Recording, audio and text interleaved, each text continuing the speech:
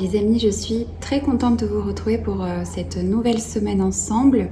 Donc nous sommes aujourd'hui mardi 20 août.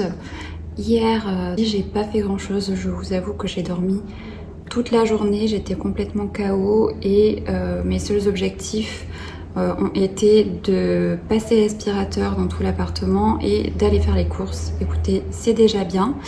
Et aujourd'hui, je me suis levée aux alentours de 10h30. J'ai déjeuné tranquillement et je vais essayer de reprendre un petit peu des activités. Donc je vais commencer par aller faire une séance de sport et on se retrouve juste après.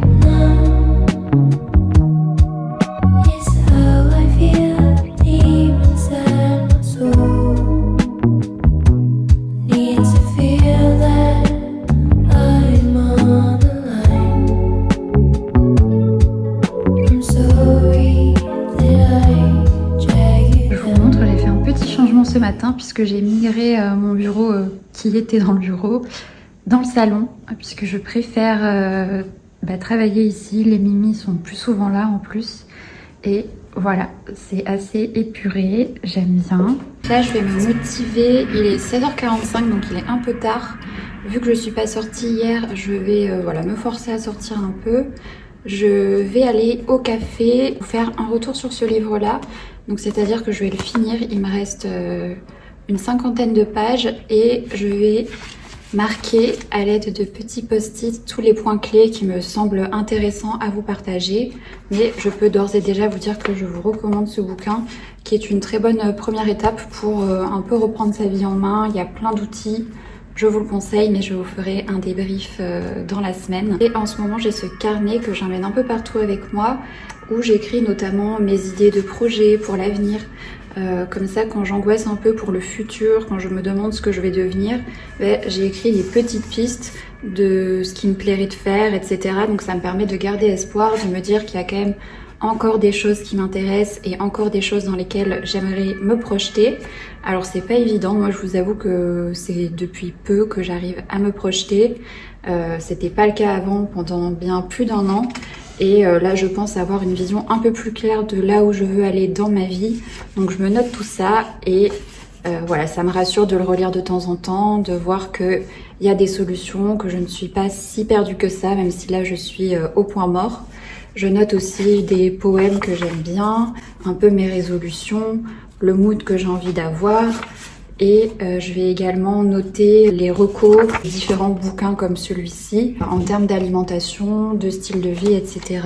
pour vraiment regrouper tous les outils au sein de ce petit carnet, que ce soit un carnet assez positif, dans lequel je puisse puiser de l'inspiration. Et voilà, je me retrouve aujourd'hui avec 2 carnets, donc mon carnet pour planifier un peu mes journées, et c'est aussi dans ce carnet-là que je fais mes comptes, et ce deuxième carnet qui est plus un peu une extension de ma tête. Je vais me faire un petit maquillage tout simple. Voilà, chameau. Voilà, là en ce moment j'ai pas du tout confiance en moi, je me plais pas. Écoutez, vous savez mon problème avec ça. Je sais que vous êtes très gentils à chaque fois à me dire que vous me trouvez très bien, mais moi j'ai pas encore eu. J'ai eu le déclic, je pense, sur plein de choses récemment. Je suis très fière de réussir à chaque fois à aller à la salle sans maquillage.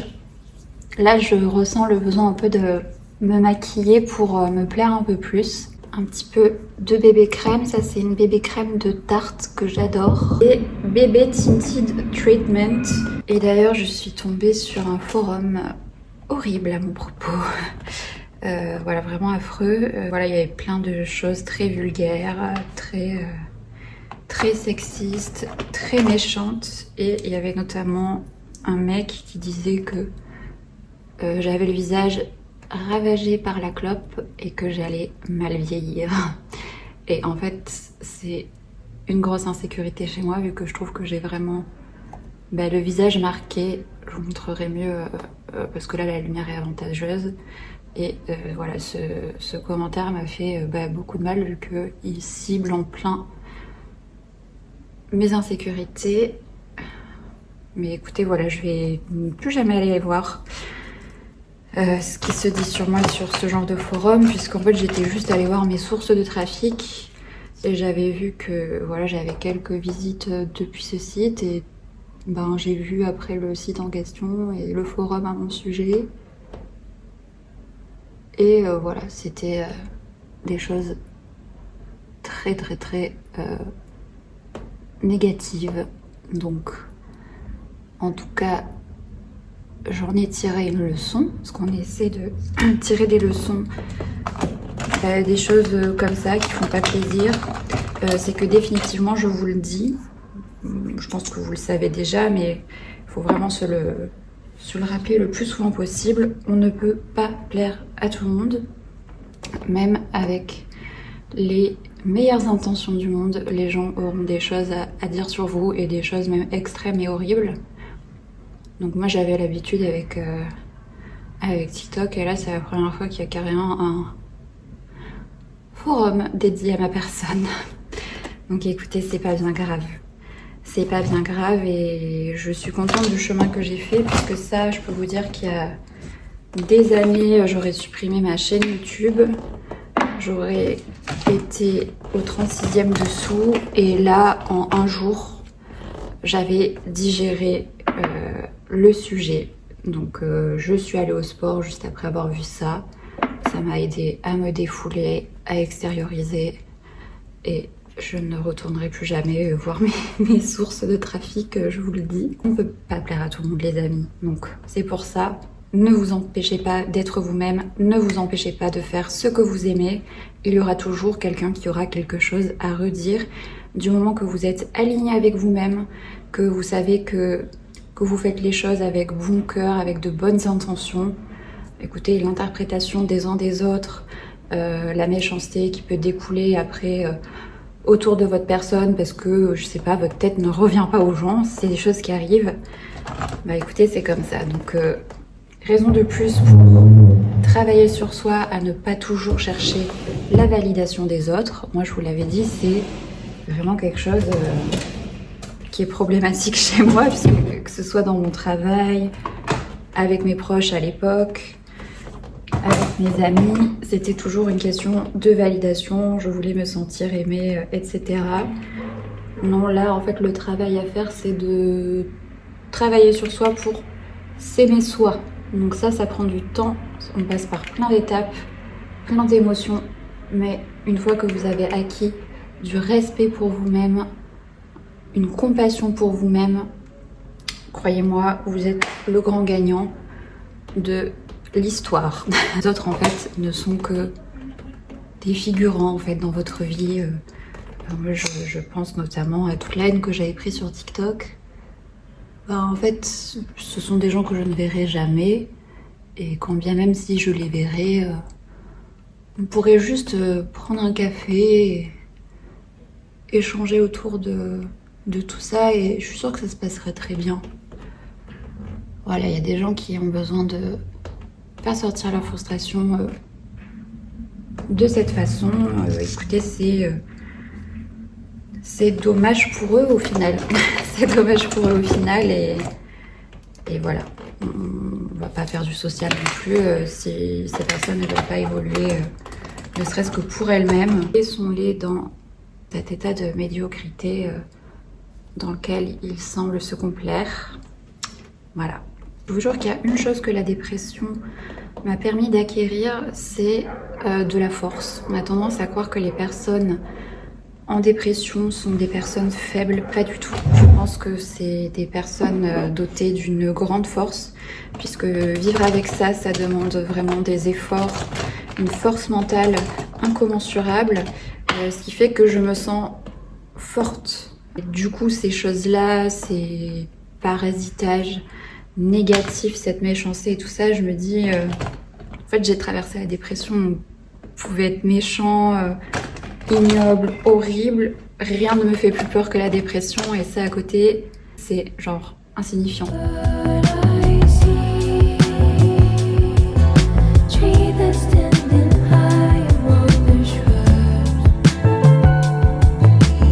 Je viens de rentrer de ma petite escapade.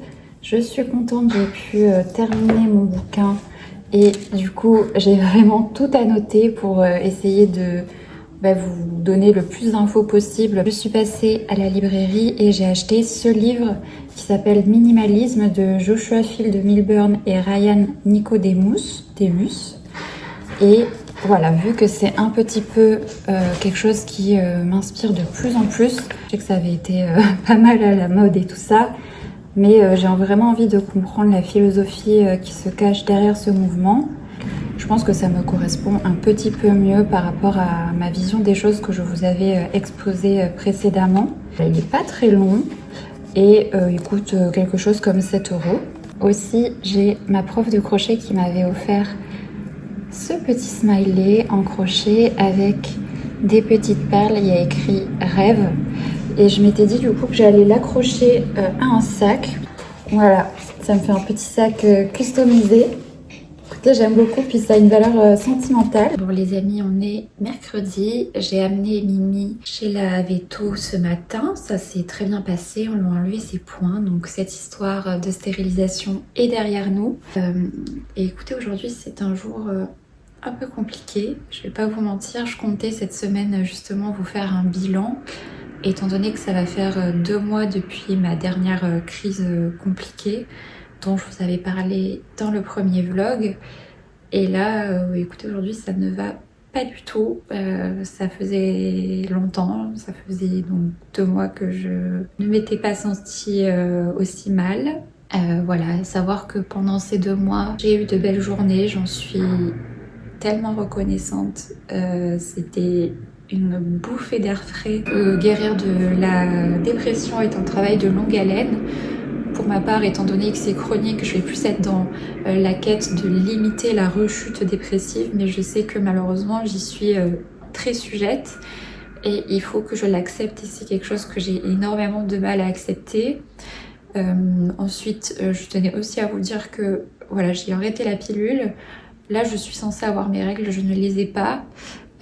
Donc peut-être qu'il y a une part aussi hormonale, mais voilà, c'est embêtant parce que je ne sais pas vraiment sur quel pied danser, sur qu'est-ce qui est responsable de quoi. Et là j'ai un contexte favorable entre guillemets pour guérir, mais le temps est compté, je vais pas être au chômage pendant 10 ans non plus. Donc oui, il y a pour moi une certaine pression à guérir. J'ai juste l'impression que je ne tiens plus qu'à un fil et que le moindre événement, que ce soit que ça se passe mal dans le travail, que j'arrive pas à suivre une formation, qu'il y ait un décès autour de moi, j'ai l'impression que ça m'achèvera. Donc oui, je pense que vous voyez beaucoup d'efforts, j'en suis très fière, mais c'est aussi, je l'ai fait par peur. Je l'ai fait pour des bonnes raisons, mais je l'ai fait aussi parce que je sais qu'il me reste plus qu'un an de chômage. C'est quelque chose que je vais travailler avec ma psychologue, la peur de la rechute, accepter la rechute, savoir gérer la rechute. Et qu'en effet, en tout cas moi je vous le dis, juste avoir un traitement conventionnel antidépresseur, ça me sauve la vie c'est sûr, mais ça ne suffit pas. Et en fait on doit creuser par nous-mêmes, s'informer énormément des choses qui sont aussi possible de mettre en place pour optimiser la guérison, limiter les rechutes, et ça, pas de professionnels de santé qui m'en ont parlé. C'est vraiment, faut se battre soi-même pour trouver les infos, pour essayer des nouvelles choses, pour voir quelle info est fiable, quelle info n'est pas fiable. Je vous cache pas qu'il y a une grosse partie participative dans ce processus de guérison. C'est pas juste on donne un cachet et ça va aller mieux. Il faut mobiliser énormément de sa personne aussi. Et voilà, c'est pas toujours évident quand le cerveau ne veut pas coopérer. Et je vais aller prendre une bonne douche froide. Je me ferai ensuite à manger et j'irai, je pense, m'installer tranquillement à un café, lire un livre. Voilà, et surtout, je vais essayer d'accepter le fait que là, c'est pas la folie. On est, je pense, 1h30, 2 heures après. J'ai fait une séance de méditation guidée. Je vous mettrai le lien en barre d'infos. J'écoute toujours la même personne. C'est un monsieur qui s'appelle Cédric Michel et qui fait des séances de méditation qui sont très bien. Donc j'ai fait ça. J'ai pas pris de douche. Je vous avoue que j'arrive pas. Et là, je vais me forcer à aller dehors. Il fait beau.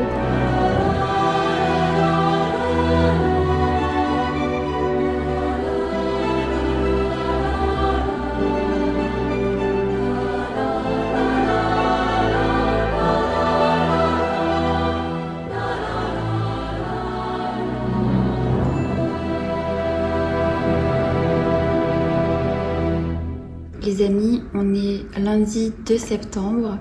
J'ai attendu un petit peu que ça se calme pour reprendre les vlogs. Voilà, je voulais vous dire que de mon côté, voilà, ça a été compliqué durant cette dernière semaine, mais j'ai le début, je pense, d'une explication, dans le sens où le lendemain du dernier rush que je vous ai filmé, j'ai eu mes règles et voilà, j'ai été en vrac vraiment pendant, je pense, une semaine, mais je tiens à dire que c'est quand même plus gérable qu'avant, c'est-à-dire que oui, je vais avoir des pensées extrêmement noires, oui, je vais être très angoissée que cet état dure éternellement, mais il finit, et heureusement, par passer, ce qui était vraiment pas le cas avant. Donc écoutez, à chaque fois, ça me redonne un peu d'espoir et je me dis que même si je venais à rechuter à nouveau, bah, il y a cette lueur qui m'attend de mieux être et qui finit quand même par arriver. Donc c'est vrai que je perds un peu patience avec les rechutes, mais je pense que le mieux à faire maintenant est de les accepter, d'apprendre à les gérer. Je vais vous dire un petit peu ce que j'ai fait pendant cette période pour m'aider à tenir le coup. Donc déjà, j'ai accepté, entre guillemets, pas totalement, je vais pas vous mentir, mais j'ai essayé d'accepter au maximum que cet état était là. Le soir, je me mettais de la musique calme pour m'aider à me calmer. Je vous mettrai la playlist en barre d'infos. J'ai écouté également pas mal de séances de méditation. Voilà, quand j'étais dans un grand vide, que j'avais envie de rien faire, je me suis dit autant rentabiliser ce temps-là pour écouter des choses qui vont m'apaiser, qui sont positives, etc. Je vous mettrai également les liens en barre d'infos. J'ai maintenu 2 objectifs pendant ces périodes de mal-être, à savoir j'ai mangé matin, midi, soir, ou seulement midi et soir si je me levais tard. Mais voilà, j'ai essayé d'avoir une partie de moi qui était un peu en pilote automatique pour au moins gérer cette partie dans laquelle je n'arrivais pas du tout d'habitude à m'impliquer. Je me fais ce cadeau d'essayer de vraiment faire le minimum pour ma personne quand ça ne va pas. Et j'ai fait du sport. J'en ai fait pas mal, je vous avoue. Je pense que je commence à apprécier le sport. Je vous en parlerai, je pense, plus précisément dans une prochaine vidéo. Je fais de la musculation et je dois dire que ça m'aide énormément puisque je trouve que c'est un sport assez méditatif où voilà, on compte en fait les enchaînements dans notre tête, on fait des pauses. Voilà, écoutez, moi c'est un sport qui me fait du bien. Je pense que j'ai enfin trouvé mon sport. Ça sera pas le même pour tout le monde, je pense. Avant, je pensais vraiment, je ne jurais que par le cardio. Et vous voyez, là, je pense que c'est la musculation qui me correspond plus. Mais voilà, donc j'ai fait du sport et je me suis nourrie. Et j'ai attendu que ça passe, entre guillemets. Et en maintenant ces efforts, ça m'a donné une dynamique. Au fur et à mesure, j'ai pu quand même voir des proches, aller un peu au cinéma. Donc oui, il y a des jours où je suis restée dans mon lit à rien faire. C'est vraiment effet boule de neige. Plus vous vous donnerez une petite impulsion, plus vous allez réussir à faire quelques efforts et ils seront de plus en plus gros. Vous allez être de plus en plus fiers de vous et vous allez avoir de plus en plus envie de recommencer. N'hésitez à poster ce vlog. Je vais quand même vous le poster puisque j'essaie de vous documenter ma vie telle qu'elle est. Et les rechutes font partie de la guérison. Désolée pour cette tirade larmoyante, ce n'est pas pour me plaindre, c'est juste des phases par lesquelles je passe et je voudrais vous montrer qu'il y a du mieux qui est possible, que cet état ne dure pas éternellement et qu'on peut voir le bout du tunnel. Amis, ne lâchez rien si vous êtes dans la même situation et si c'est pas le cas, je vous souhaite quand même le meilleur et de bien prendre soin de vous. Je vais enchaîner sur le vlog de cette semaine. Et voilà, je vous souhaite une très belle fin de journée et une belle semaine.